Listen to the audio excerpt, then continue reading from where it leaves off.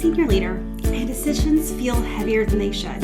Not all of them, but enough of them that you're starting to feel it, you're starting to think about it. This episode is for you. And I'm not talking about hard decisions. You've made plenty of those. You've made your career making those hard decisions. I'm talking about the weight that shows up even on calls that should be easy.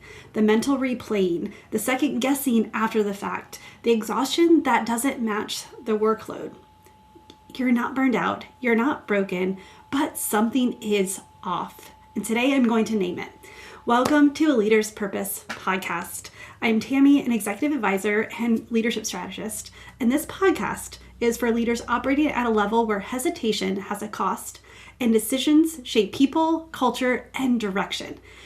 Here we're going to talk about what actually drives clarity, ownership, and leadership that feels intentional, not accidental.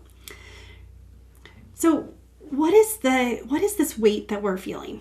First, I want you to know that it's not made up. It's not in your head. The heaviness is real.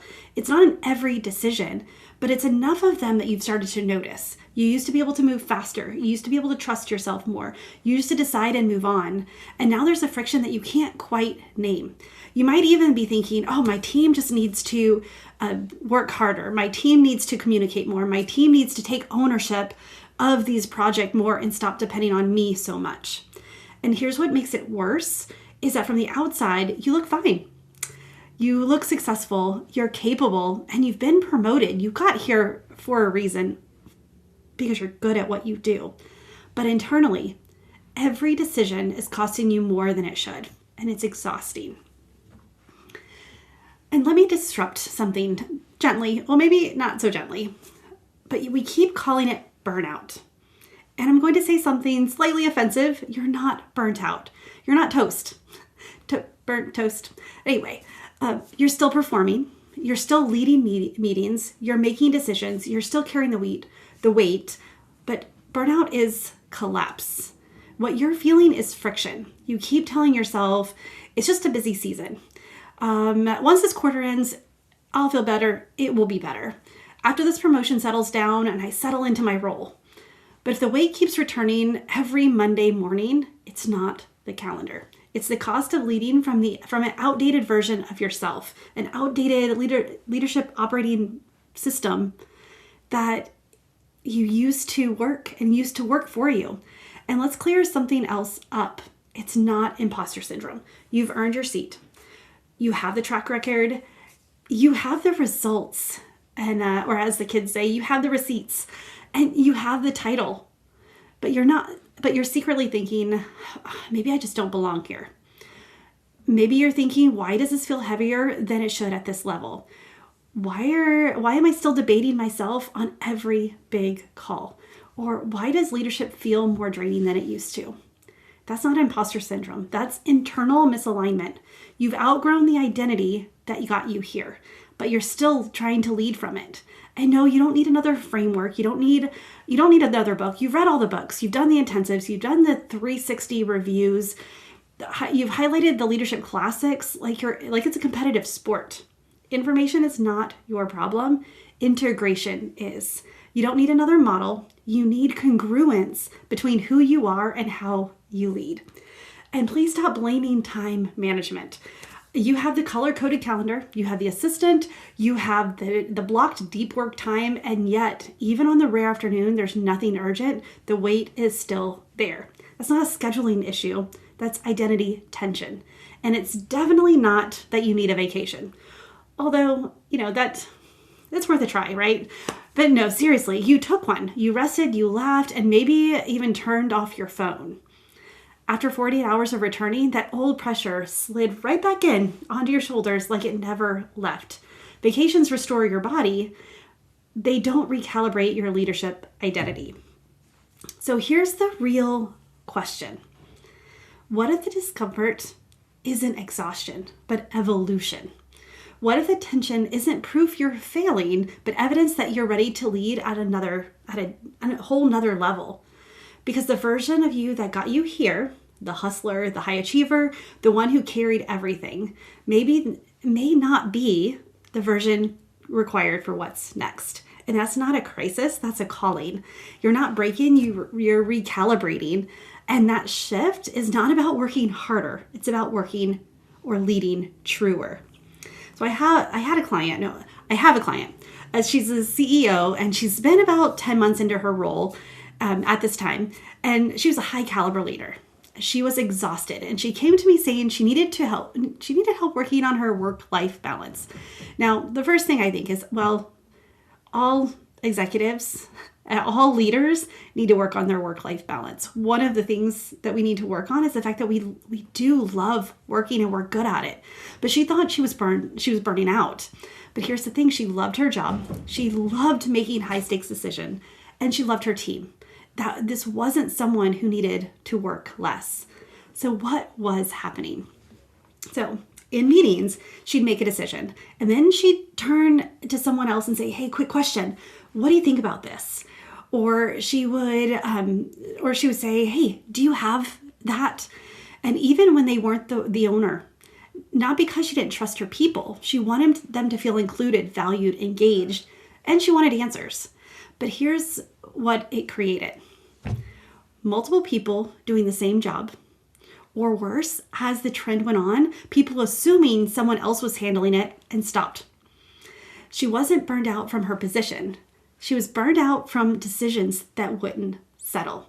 She didn't need a vacation. She didn't need better time management. She didn't need to learn to say no, although that's never a bad thing. She needed to see what her operating system was protecting and what it was costing her. That's the real difference between burnout and decision drag. Burnout is about capacity. Decision drag is about a system that's working against you. So if it's none of those things, what is it? And I call this decision drag. This isn't a character flaw. It's a signal. It's what's happening when a highly capable leader knows what to do, but cannot move cleanly. You make the decision, but you don't release it. You revisit, you rehearse, you kind of hold on to it. It might partly because of a control issue, but we'll deal with that another time. But a lot of times it's just because we run the scenarios over and over trying to find the best case. And we run new scenarios at 2 a.m. like we're prepping for cross-examination, and we keep telling ourselves, I'm just being thorough. I'm just thinking strategically. I'm just making sure. But the decision doesn't hold. Or worse, you stall. Not because you're confused, because you're not. You are highly capable. And it's not because you lack data. We have way too much information now, and sometimes that is actually, we have too much information. But something won't let you pull the trigger. So you delay. You gather one more opinion. You tweak the language just slightly, or you circle back next week. And from the outside, no one calls it out because you're competent. But inside, you feel the drag, and so does your team. And here's the sneaky part. Sometimes it shows up in your team. They keep circling back to decisions that should have already been done. They re-ask questions that were answered, or they hesitate where clarity should exist. And you think, why can't they just execute? But then if you're honest, you realize the pattern started with you. Decision drag isn't about intelligence. It's not about experience. It's not about work ethic.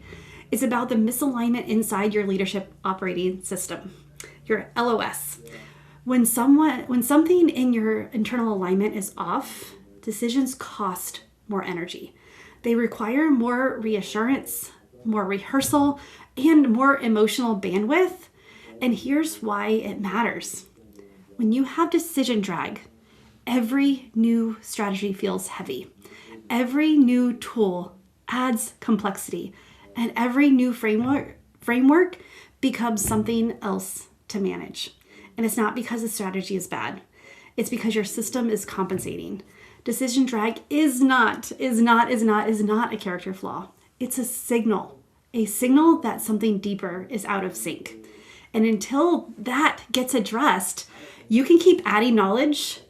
That's one of my favorite things to do, adding structure and adding accountability, but the friction will follow you. Clean leadership feels lighter, not because the stakes are lower, but because the internal debate is quieter. And when the internal debate is quiet, the decisions hold. So remember the CEO I mentioned?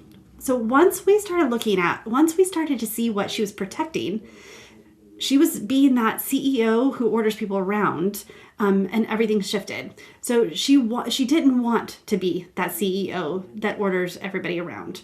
She started going only to the task owner with the questions. If she had something to add, she talked to the one person and let them delegate. And she stopped diving into details that she didn't need. Her team didn't feel less valued or less seen. They felt more trusted. They started taking ownership and being proactive. Decisions held. And that work-life balance that she thought she needed, well, she got it, not by working less, but by letting decisions land, and by making it so that way she didn't have to be thinking about work while not at work. Here's what I want you to hear, that this is not permanent. This decision drag, it will come, and when we look at it, we can diagnose it and we can shift it quickly. It's also not something that's like a one and done. This is a signal that we're up leveling, that we're evolving, that things are shifting for us, that we're growing. And leaders at your level can move with clarity, with confidence, and decisions that hold. The heaviness is not the job that you've wanted, you've earned, and that you were excited about. It's something that can be diagnosed. This decision drag can be shifted almost immediately. So you don't have to white knuckle your way through another year of this. And you can't fix what you can't see. So if this is resonating, I'm going deeper on it this month. I'm actually doing LinkedIn Lives this month talking about decision drag, what's causing it, what actually shifts. Come watch, come engage, and let me know what's landing. And if you're ready to stop circling this and start and to see what's creating the drag in your leadership, I'm hosting it's called the Decision Drag Briefing. It's going to be the week of March 8th. More information to come. This is not a masterclass. This is a reveal. We're going to diagnose, and depending on how many people come, we're going to dive into some of the questions that you've had and I've gotten from my clients and also from just leaders that I've talked to. And I'll show you exactly what's making your leadership heavier than it should be and what to do about it. So stay tuned for more information, and there'll be more information. And if you want to get on the wait list, the link is in the show notes, and I'll see you there. All right. Bye for now. Before you go, I just want to say thank you for spending this time with me. I know your attention is valuable, and I don't take it lightly. If this episode gave you language for something that you've been carrying, I'd love for you to give me a rate and review on the podcast. This helps the conversation reach others and other leaders who need to hear it. It also helps me see what landed and what you want more of. And if leadership starts to feel heavier than it should, you don't have to figure it out alone. You can book a leadership strategy call in the show notes, TamiMarieCoaching.com/call. And until next time, lead with clarity, stay grounded in who you are, and choose joy until joy chooses you. Bye for now.